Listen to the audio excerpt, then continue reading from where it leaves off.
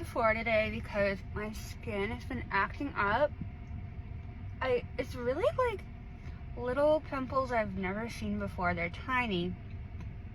They're not really acne. It's more like almost like a reaction to the inflammation that is sort of like acne. But I got this exfoliant that is supposed to be really good for oily, slightly upset, angry skin. So we're gonna try that out. I got some new face tint, so I wanted to show you guys what it looks like while I talk to you about how I've been feeling. So today is Tuesday the 8th of July. Whew, I feel like I've been talking a lot today, so I'm getting a little tired. Whew. Which maybe, it's not very often that I get tired talking. It takes a lot, but I just wanted to share. Ooh, look at that, looks good. The color, see if it's the right color. This is the Merit Tinted Moisturizer with 45 SPF, the uniform is what it's called.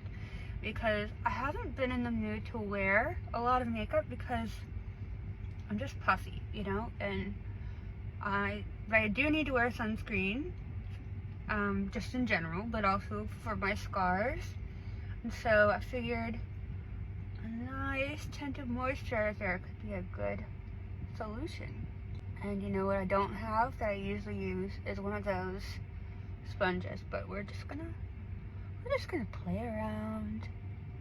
And I make podcasts, but I need to get better at looking at the camera when I talk.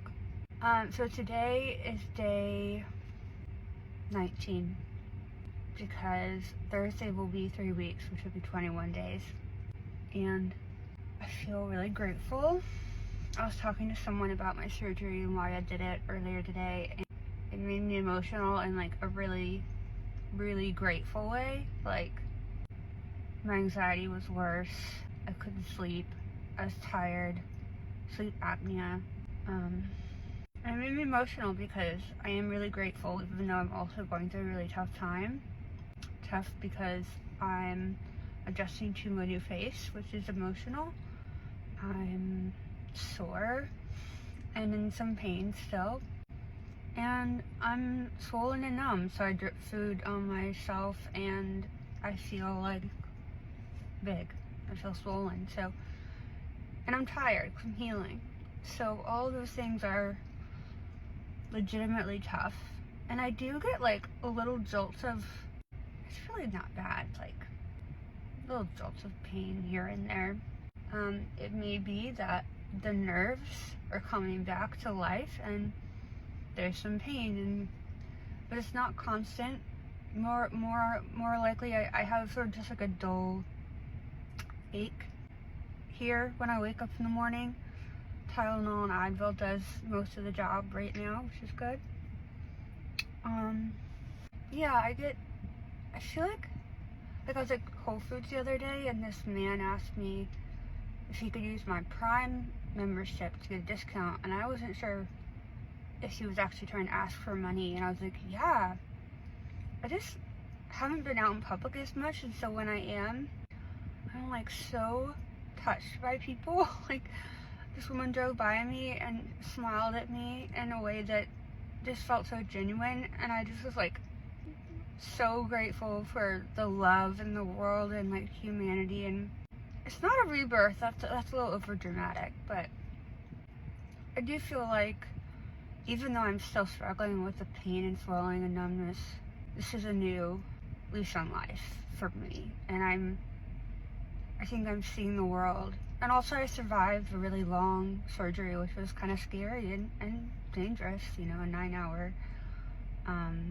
anesthesia surgery that I'd never been under anesthesia before, so there's always risks with that. And you know, that went well and I came out healthy and got through that. And I think just a gratitude for the goodness in the world, and a deep gratitude that's coming up in my awareness for my new breath.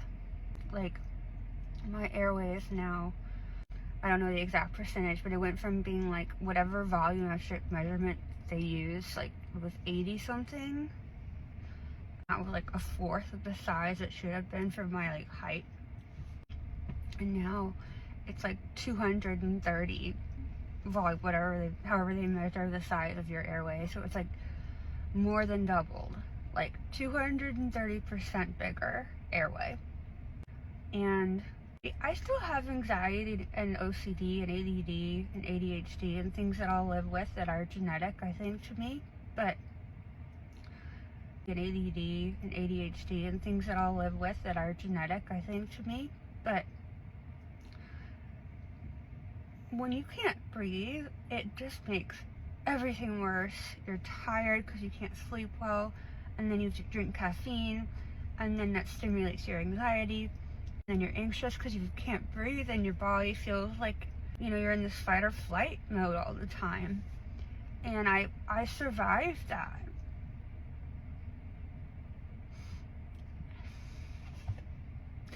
I survived that for a long time.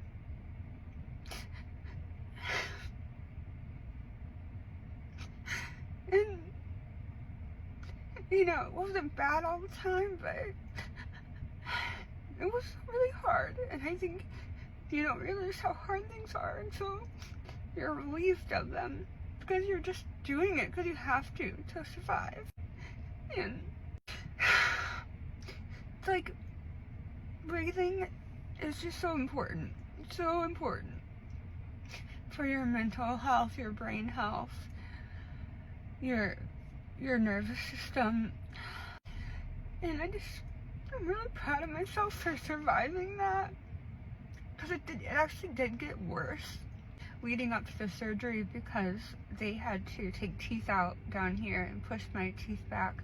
And this is kind of hard to explain to people that don't really seem to understand this, but I had gum loss under these teeth because they were protruding out. So the best way to go into the surgery to make sure my teeth were secure and healthy was to take 2 teeth out and push everything back so that the teeth are sitting perfectly on the bone, so that the gums were healthier and the teeth would be more protected during surgery. But what that meant was my lower jaw effectively got even smaller, and my tongue was even more... Oh, I'm getting this clicking. That's weird. Doesn't hurt. Every day something new. I should probably rest, but anyway, it was harder to breathe leading up to surgery, and I was really desperate for it, I think. And we're on a wild mystery tour now. Every day there's something new, but I'm very grateful. I just wanted to share that.